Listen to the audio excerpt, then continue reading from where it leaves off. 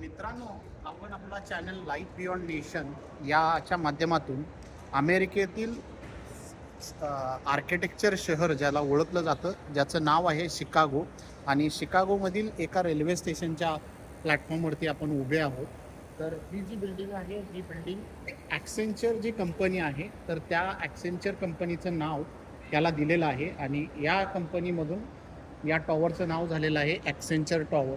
भारतासारखीच आपल्याला इकडं ट्रेनची रचना असल्यासारखं इथं दिसतं. परंतु हे जे शहर आहे हे पुन्हा नव्यानं वसवण्यात आलेलं होतं आणि त्यामुळंच हे जे शहर आहे तर हे या शहराला जुन्या वास्तूचा आकार देण्याचा प्रयत्न इथं केलेला आहे. या शहरामध्ये भरपूर अशा जुन्या वास्तू या शहरामध्ये आहेत आणि हे शहर अतिशय क्लीन असं हे शहर आहे. परंतु हे जे शहर आहे हे लोकसंख्येनं भरलेलं असं शहर आहे. त्याच्यामुळं सगळीकडं प्रचंड माणसं इकडं दिसत आहेत. आणि आज संडे असल्यामुळं लोकांची संख्या किंवा रहदारी कमी दिसते.